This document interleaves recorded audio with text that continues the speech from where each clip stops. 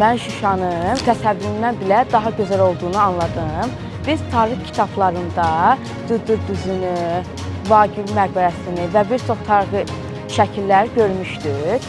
Lakin onları canlı-canlı görmək mənə qürur qaynağı oldu.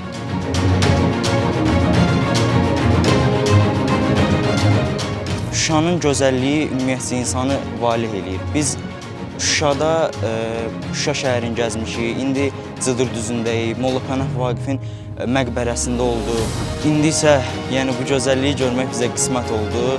Yəni bu mənim arzularımdan biridir. Yəni doğrudan da Şuşa Azərbaycanın bir incisidir.